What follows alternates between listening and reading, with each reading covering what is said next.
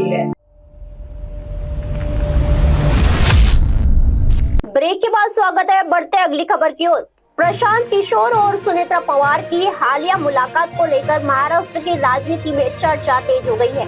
इस मामले पर एनसीपी एसपी की कार्यकर्ता अध्यक्ष और बारामती सांसद सुप्रिया सुले ने कहा कि अगर अजित पवार के नेतृत्व वाली एनसीपी प्रशांत किशोर के साथ काम करना चाहती है तो यह उनका अंदरूनी मामला है। सुप्रिया सुले ने प्रशांत किशोर को अपना पुराना और अच्छा दोस्त बताते हुए उनकी राजनीतिक काम की तारीफ भी की है।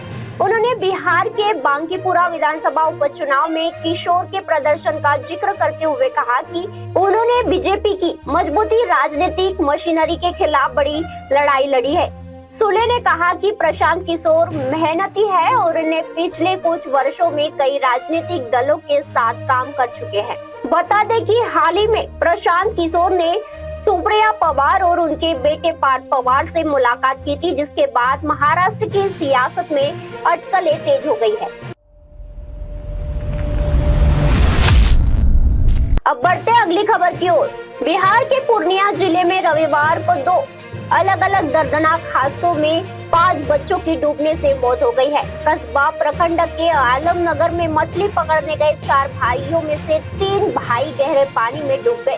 मृतकों की पहचान 12 वर्षीय मोफिजुल, 10 वर्षीय तफीजुल और 8 वर्षीय सुराजुल के रूप में हुई है। बताया गया है कि एक भाई को डूबते देखकर 2 अन्य भाई उसे बचाने के लिए पानी में उतर गए और तीनों गहरे कुंड में समा गए। वहीं दूसरी घटना बयासी थाना क्षेत्र की, जहां मवेशियों के लिए घास लेकर लौट रही 4 बच्चियां नदी पार करते समय तेज बहाव की चपेट में आ गई। ग्रामीणों ने चारों को बाहर निकाला, लेकिन 16 वर्षीय फरीदा और 15 वर्षीय सागरी की जान नहीं बच सकी, जबकि 2 अन्य बच्चियों को गंभीर हालात में इलाज के लिए भेज दिया गया है। दोनों घटनाओं के बाद गांव में मातम पसरा हुआ है और परिजनों को रो रो कर बुरा हाल है।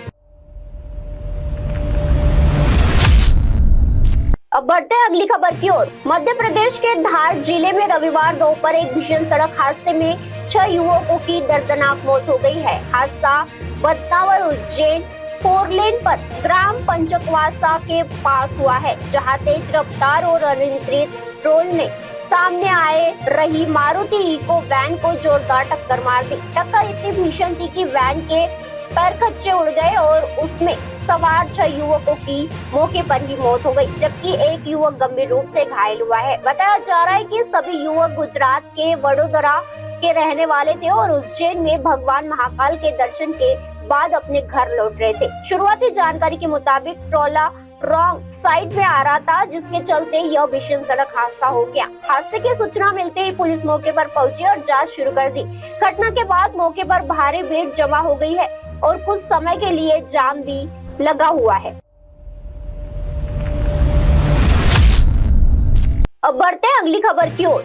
उत्तराखंड की खानपुर विधानसभा में मतदाता सूची के विशेष गहन पुनरीक्षीकरण यानी एसआईआर को लेकर विवाद खड़ा हो गया है। विधायक ने आरोप लगाया कि क्षेत्र में करीब 15,000 वोट जानबूझकर काटने की साजिश की जा रही है। उन्होंने बीएलओ को राजनीतिक दबाव में काम न करने की चेतावनी देते हुए कहा कि बिना जांच और सुनवाई के किसी भी मतदान का नाम नहीं हटाया जाना चाहिए। विधायक ने यह भी आरोप लगाया कि कुछ लोगों के नाम से एक साथ 27 से 32 आपत्तियां दर्ज कराई जा रही है और जरूरत पड़ी तो वही हाईकोर्ट का रुख करेगी। वहीं कांग्रेस ने एसआईआर प्रक्रिया पर सवाल उठाए हैं, जबकि बीजेपी इसे अनियमित सत्यापन अभियान बता रही है।